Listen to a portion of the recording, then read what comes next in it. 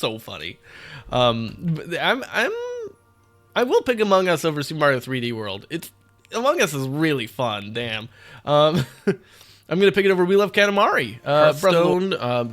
There were periods of times where Hearthstone probably could have been a top 10 game for me, but then it got much worse.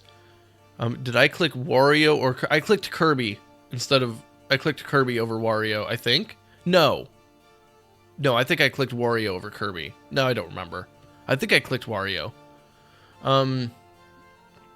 So Hearthstone at one point in time may have been a top 10 game for me. I was loving Hearthstone. Obviously, I love World of Warcraft. I love that universe. I love those characters. The card game and through Knights of the Frozen Throne and then a little bit of the stuff after that was like truly amazing and like strategic, and I loved thinking about like the turns of like, all right, how do I play them on this thing, you know, doing lots of different decks, and like I loved there was a one turn kill shaman combo deck I had that was basically all about like don't die, don't die, don't die, don't die, kill them. And like the don't die part was challenging and hard and really cool, and then just, I mean, so many things. Whereas now I you know, every time I try to pick up the game again, I'm like, bleh. That being said, they're making a StarCraft expansion for Hearthstone, so I'm gonna play the shit out of that. So I'll probably stream some of that. I'm sure I will stream some of that. We will go over that together. I have an undo. Oh, there is an undo button. Huh. You know what's funny? I have spent probably, between this and the Pokemon games, I have probably spent 30 hours ranking things on this website this year. I never once noticed the undo button. Wow. I feel dumb. Thank you for that, Okami. I will keep that in mind going forward. All right. I like Bejeweled. Bejeweled is great in that, like, in its simplicity, but like it can be inserted into so many games, and it's inspired so many games, and obviously it's like a whole genre. And it's okay. Some of your takes are just as dumb. Terrific. I'm so glad.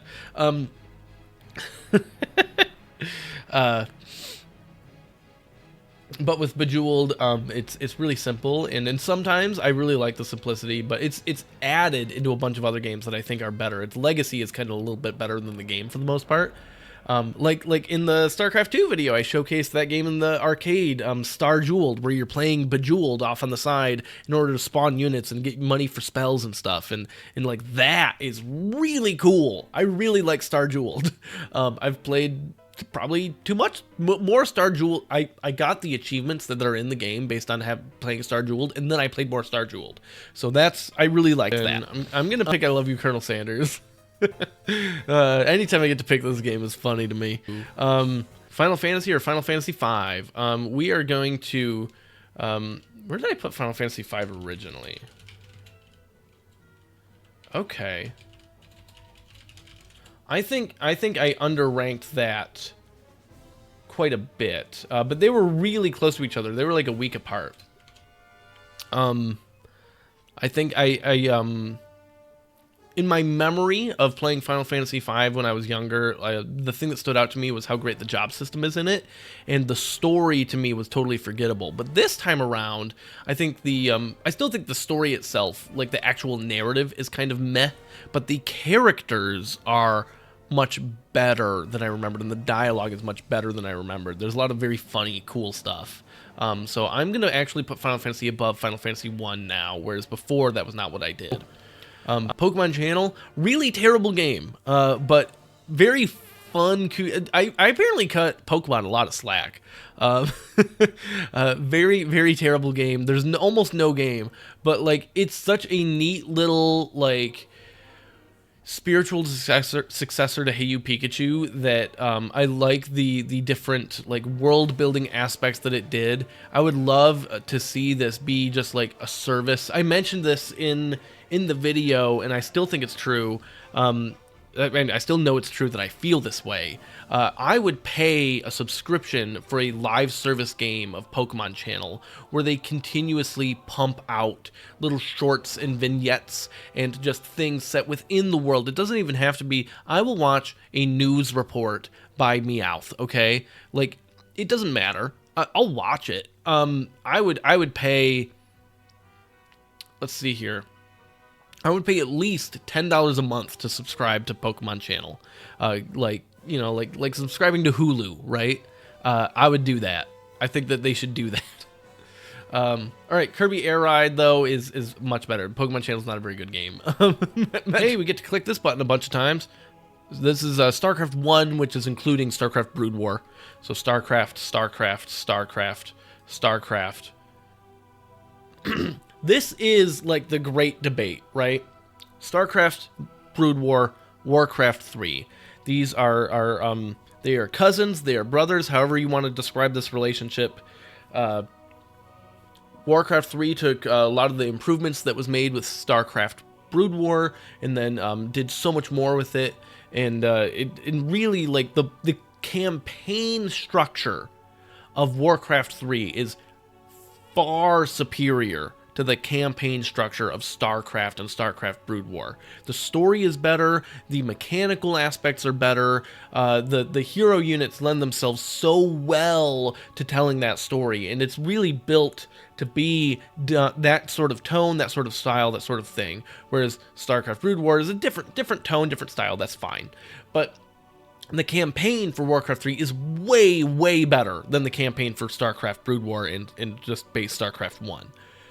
But I don't especially like the hero units in multiplayer. I don't really like hero units in competitive, like 1v1 or 2v2 or even like 3v3s. The team games were very popular in Warcraft 3, and admittedly, the hero units are a little better there, and I think that's what lends to some of the popularity. But especially 1v1, which is how I interact mostly with competitive multiplayer in RTS games, because I don't want to be reliant on other people. I want to just worry about myself. I don't particularly like hero units. That being said, of games that have done hero units, Warcraft 3 is the best at it, for sure. But I do like the multiplayer so much more for StarCraft 1. I like it even more than the amount more that I like the campaign for Warcraft 3, if that makes sense. StarCraft 1 is a game where I can play both of aspects of it and have a great time, whereas Warcraft 3, I love the campaign, and I will play 1v1 against computers, against AI, but I don't want to worry about optimizing the jungling and the creep farming and the item builds, and I don't want to worry about that in my RTS. Also, I do think the time to kill is fine in campaign. I think it is a little slow for multiplayer, to the point where it can at times be like I'm just waiting around for stuff to die, which is not great. But yeah, so that is, if this happened, I really wanted to to talk about these differences, because these games were ranked next to each other in the ranking on the YouTube channel, and they're going to be next to each other again, I'm sure. And I just wanted to explain why StarCraft 1 is better to me than Warcraft 3. And God, I would go to prison for Warcraft 4 is what I'm saying. So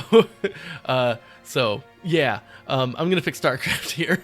Oh, Henri Black, when I was at Fort Knox, one of the guys in my platoon had worked for Blizzard.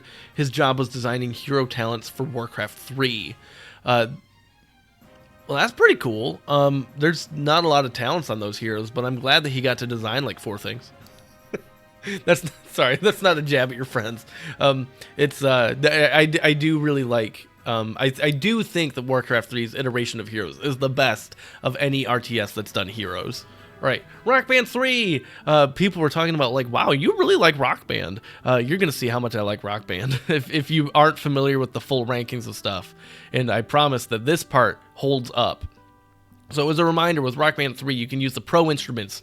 You can do the keyboard, which brought in a lot of at the time by far my favorite band. Queen was definitely my favorite band in 2010, and they're still one of my favorite bands. I mean, I love Queen; they're phenomenal.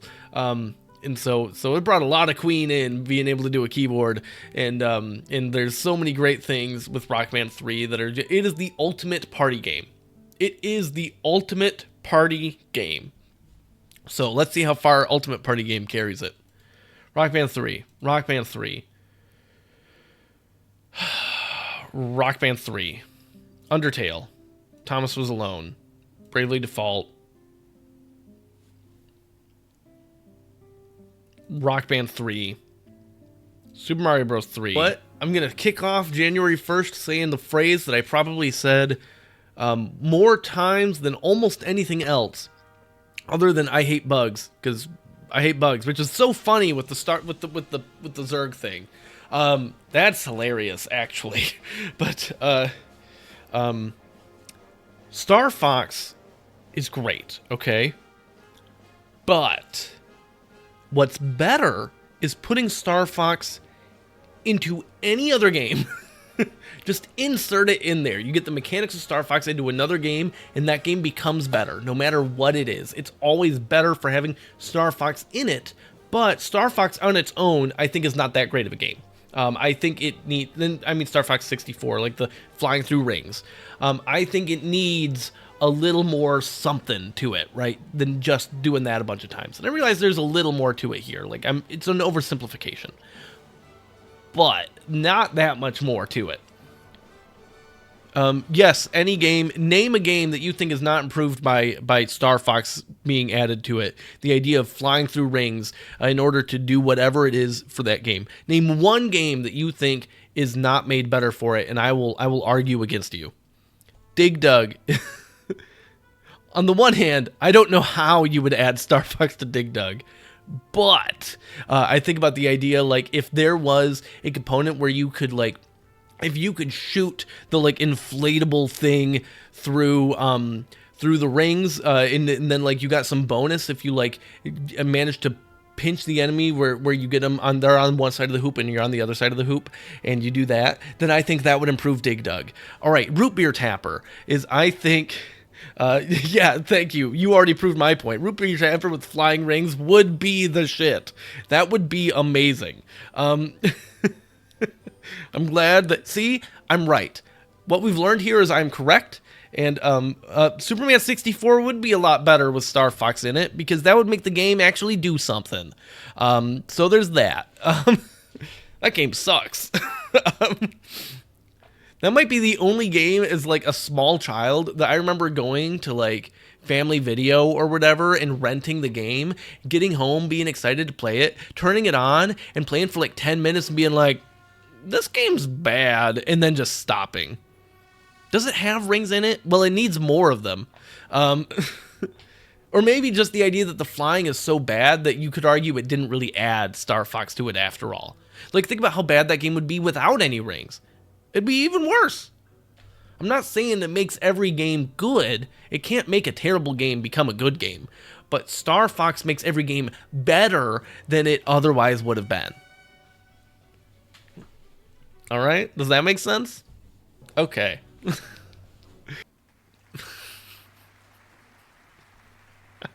It is always funny to me when I get to pick Minesweeper over things. I'm gonna pick Minesweeper over Brutal Legend.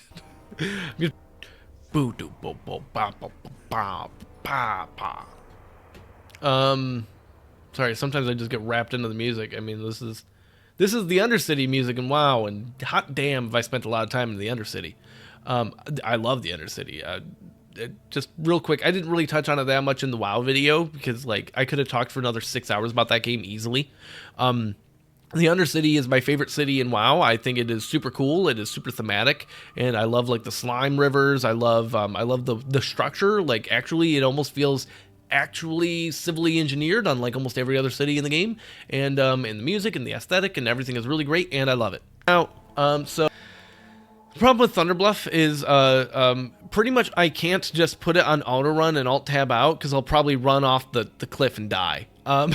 So I like the Tauren a lot. Thunderbluff is a dangerous place to not pay attention in.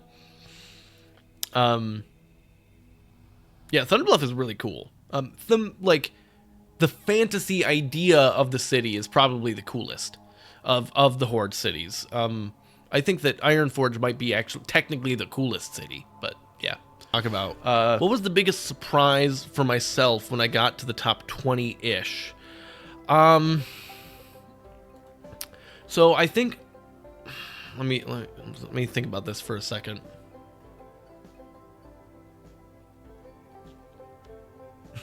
You are really pushing Carmen Sandiego. Don't worry, I'm gonna play the new one when that comes out. I'm gonna buy that. I'm gonna play it. The new one, I'm very excited. I loved the TV show, and I love that it's rooted in that style. Very excited to try that.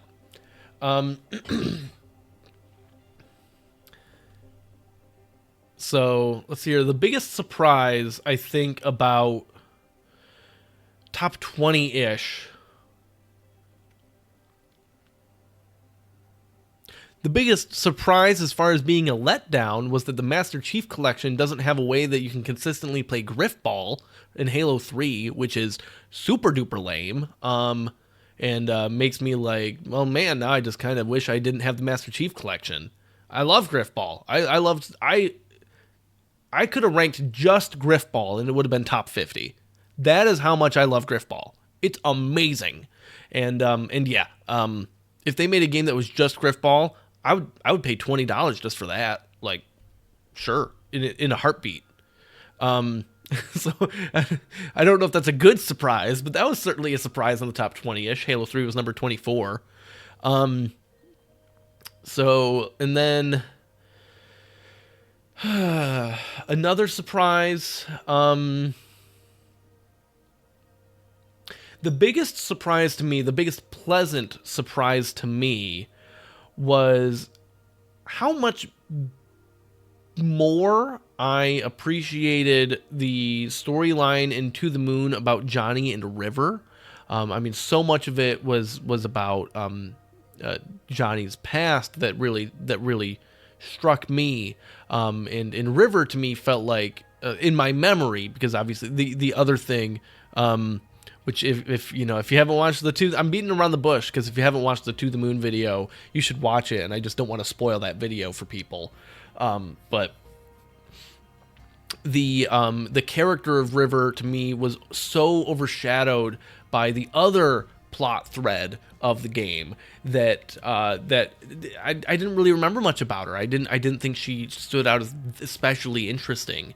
But this time around, being able to prepare myself for the other plot thread that's so huge to me, I could spend a little more bandwidth focusing on River, and she was a much better character than I originally remembered, which is crazy to say about a game that was already slated to be my number 10 and in my heart like kind of number 1 in a way. Like it's crazy that I could still find another character in a game that has like 5 characters to go like, oh wow, they are really great. And yeah, so that was the biggest surprise about like the top 20, was how much more I liked River than I remembered in To the Moon. I think that maybe Super Mario Bros. 3 is better than God of War 3 in a vacuum. But this is really, I'm viewing God of War 3 as God of War and God of War 2 and God of War 3 combined, which is such an incredible combination of a trilogy that sticks the landing in a way that most things cannot. And it's really cool in the way that they, like, for example, the part where you press out Poseidon's eyes by pressing in on the joysticks to do it is like so visceral and crazy and like just it makes me feel, oh my god, something. I'm not gonna say that it makes me feel good, but like I feel it in a way that is really crazy. But yeah, I'm gonna pick God of War 3 as an accomplishment of the trilogy, essentially. Ooh. NBA Jam is crazy and rigged. This game is, if you don't know, this is one of the most rigged games of all time. The game cheats. And I don't mean like, oh wow, like it literally kind of predetermines stuff. If one person is ahead, it makes it so it's, especially if they're really ahead, it makes it literally impossible for them to score. They're gonna miss like absolutely everything they do. If one person's really behind, you can take full court shots and you're just draining them. The game stacks everything to make it so that the game winds up being close in the end. Now, if you know that and you're like, man, I feel like I've been robbed. It's like, no. You lean into it. You go, this game is dumb and doesn't matter and is fun and we're here to laugh and have a good time and do stupid stuff. That is what NBA Jam is for.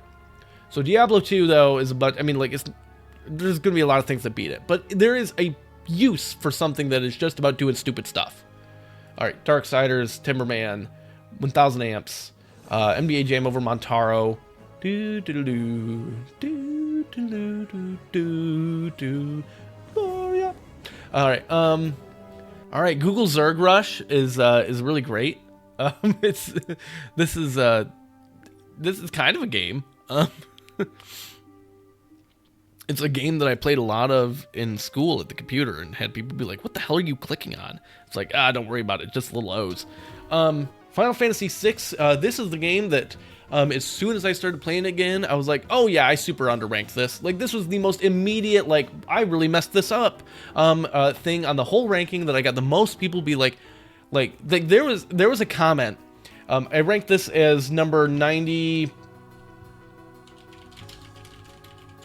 It was number 94, and there was a comment on the video where someone asked, so is the 9 or the 4 not supposed to be there? so meaning it would be either number 9 or number 4, right? And I'm not gonna go that far, but I do really want to touch on this. This is something I've been thinking about a lot. Just how much did I underrank Final Fantasy VI? Basically, I had like blitzed through it before, and I think I barely stopped to read a lot of the dialogue. I was just like, go the first time that I played it, which was a mistake. Don't do that with this game. And so the other thing is that playing it in Final Fantasy IX in the same year, so close together. I mean, ultimately, we're talking just a number of months apart, just a few months, really reinforced to me how much of 6 is in the bones of Final Fantasy IX. We're talking in the way of the way the ensemble cast works, in the way that you do some of your party selection, and the way that each character is rooted in a traditional Final Fantasy job, but it does not use the job system. But you have the way that you equip something in Final Fantasy VI. It's basically you equip espers. Final Fantasy IX is from your equipment. And then that allows you to learn abilities for these characters that allows them to kind of branch into other paths that maybe roles that they weren't originally going to be doing. It allows you to have this flexibility in the way that you kind of craft your team, and how every character has a thing that mechanically is very unique, like how Sabin has you putting in like the fighting game inputs, oh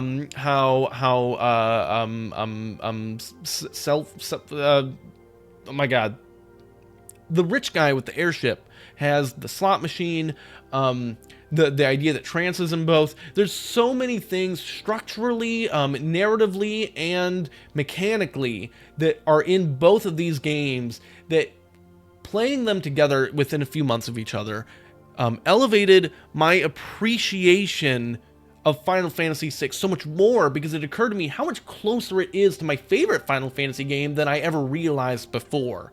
Setzer, yes, thank you. That is the guy with the ship I was trying to think of. Setzer. So let's see here. Luna says the main thing I like about Final Fantasy VI is that I get to kill a clown. Yes, yeah, he's dressed like a clown, but like, dang, Kefka is such an amazing antagonist, and like, he's so great. And yeah, I mean, I gushed about him a whole lot in the video, but we're gonna see just how high Final Fantasy VI goes. It's jumping many slots, which, given that it was already in the top 100, many slots is a pretty significant percentage. So, all right, Final Fantasy VI. So Rayman 2, for starters, I learned that he is a humanoid eggplant hybrid, which I did not realize what he was before. And then the really fun thing is that I learned that the reason that he doesn't have any appendages, like he has appendages, but like there's no joints. It's just floating limbs around his eggplant body. Is that they didn't have the like memory or processing power or whatever it was. It was a physical limitation on the Game Boy for designing the first Rayman game. And so they were like, well, if we get rid of these parts of the character model, the game will run. It's like, all right, they're gone. He doesn't have joints. And that's the reason he doesn't have them. And in any other Rayman game, obviously they continued that. And that is hilarious to me. That's how that happened. It wasn't even a stylistic choice. It was them conceding joints to making the game run. So, I'm gonna pick Skullgirls. Lord of the Rings: Battle for Middle Earth. Another a lot of my earlier RTS experience, I had no interest in trying multiplayer, so I just did not. So for Battle for Middle Earth, I did play a multiplayer game for the first time in my life on this game, and it's really good, actually. I was impressed at how interesting that was. I didn't think it was going to be as interesting as it was. I played like against AI, but I would like to figure out a way to set up maybe some Patreon games. You can just kind of find it and install it on your computer. It actually wasn't that bad. It's amazing. I don't even need to run it in like compatibility mode. It just kind of worked. There are some things that are a little weird though, but like you're gonna want to mess with your settings on your mouse if you play this game. But yeah, it's cool. It's fun. It's my favorite Lord of the Rings game. Final Fantasy XI, the first real MMO I played. I will say that like obviously I played like Neopets, which is actually I was going to make a Neopets video that was planned to be on the rankings. It was going to be relatively early in the year. I want to say like late February, early March. But with Neopets, the problem was that I went to the website and like they got bought and they're fixing a lot of things, but a lot of things still need to get fixed. And just a lot of the stuff that was great about Neopets, I could not access currently at the time. So I was just like, I don't want to deal with it. We're just going to find something else to put on here. And I did. So Neopets was my first real MMO. By real, I mean like a game with a bunch of people online where you get to do stuff online. But Final Fantasy XI is the first like gamey game MMO I played, and my brothers and I loved that, and that led us to eventually World of Warcraft, and that everything kind of branches from Final Fantasy XI in a way.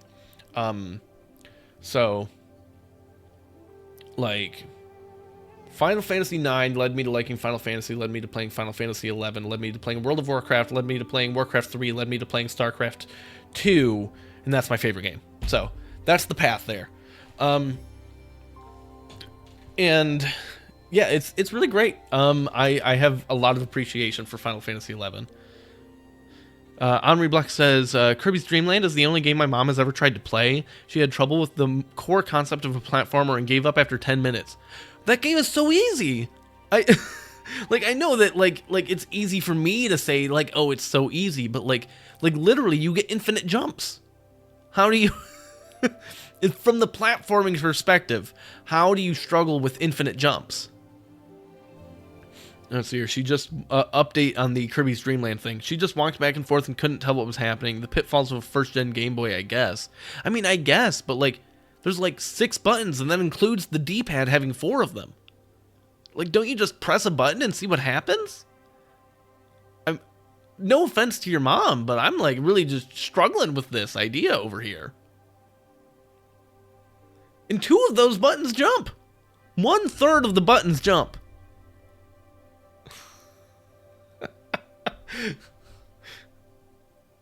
Go to the library and oh, does she work at the library in town?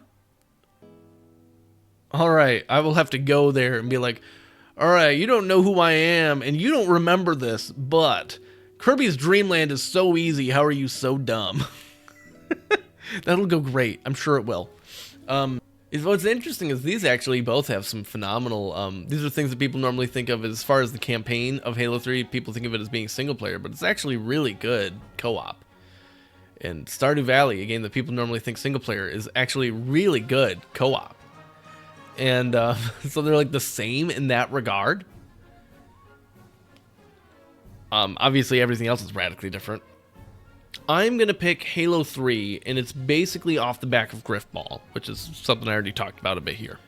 The thing that makes Tooth and Tail interesting from like a competitive perspective and stuff like that is I mean, obviously the thematics are phenomenal on Tooth and Tail. Like, they sell the game. But what I've found in like starting to actually dabble with the multiplayer and like playing against like the harder AI and like actually kind of understanding the game better is that it's so much more about your Sim City and about your like scouting and knowing when to do stuff than a lot of other games, and that I think is really nice. In the way that the economy management is pretty interesting, because I feel like the farms run out pretty fast. You have to expand like really consistently, so being able to pressure a new expansion allows you to kind of win the game just by doing that a bunch of times, which is normal in RTS, but I feel like especially so in Tooth and Tail. And the thing that I really like is because of that, and you have to like risk yourself as your commander in order to scout right. It matters less about what things you are specifically attacking and more about getting all of your army in the right place at the right time, which is a much bigger challenge without being able to micro individual sections of your army so well. That makes it, I think it is rewarding in itself at doing it, which is a great way of basically taking the idea of we've diluted the formula to the point that it's so simple, but in its simplicity, you find something exciting. I know I just like rambled a bunch there. I hope it made sense, and I maybe it'll help you like to like the game more. I don't know. But Tooth and Tail is great, man. I am gonna put Tooth and Tail above Super Monkey Ball 2. This thing is this is skyrocketed. Grand Theft Auto 4 is going to be better, though. But Metroid Prime is going to be better. Yeah, okay. Super Mario 64 is better. Double Dash is better. Crazy Taxi. I'm going to pick Mass Effect 2. Hello. You are visible in all of your blankets.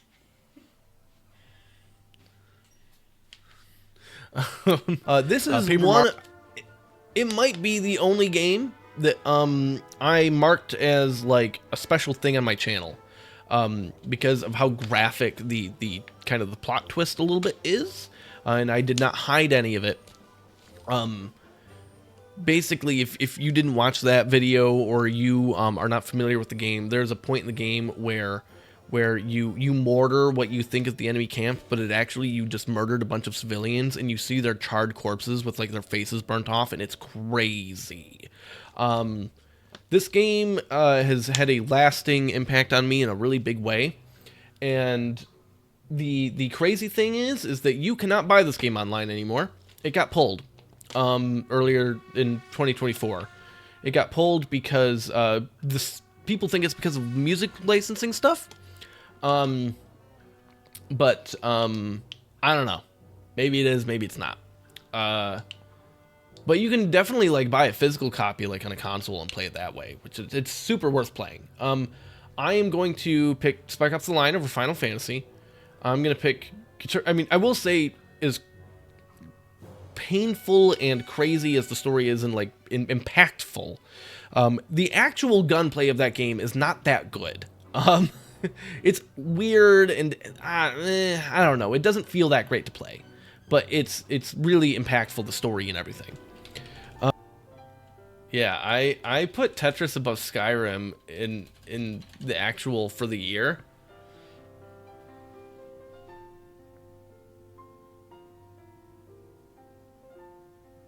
And I stand by that decision. And right, oh, Kirby. Hi.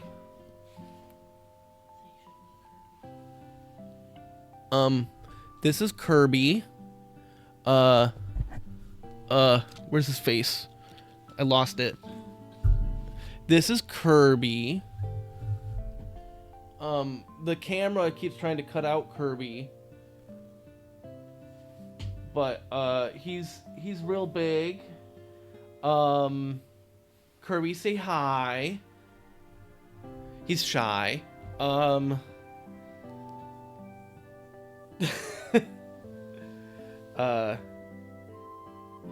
game? Okay, there's some questions now. I'm gonna put Kirby down. Thank you, Kirby. All right. Hey, that's my before you go, Hugh. What's the first game you're going to play for realsies now that this madness is over?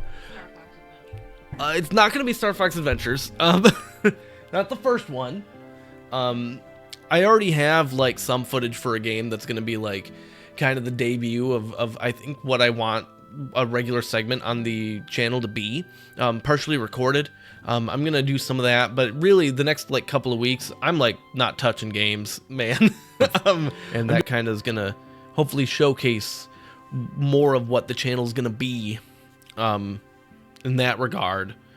So I hope that kind of answers the question. I do want it to leave it a little bit of a surprise, so people can see what it is. I'll give you a hint. It's a 2024 game that was nominated for Game of the Year. There's your hint. I'm proud of me too. All right. I think that is going to conclude the broadcast. I've been doing this for too long, longer than I even anticipated, and I already thought it was going to be really long. I want to thank all of you for joining for the celebration of finishing this crazy project of mine, and I'm looking forward to some rest and relaxation about it. And then I'm going to be, putting out some more videos, just not daily. For sure, not daily. But it should be a good time. I'm really excited for the direction of the channel and for things to continue to grow and to do fun, cool things with it. So, thank you all again. You're all spectacular for being here. Some of you have been here for basically the entire 9 hours, and that's wild to me. But this feels hard to like end it because it's like actually putting a ribbon on the thing, right? Putting a bow on it being done.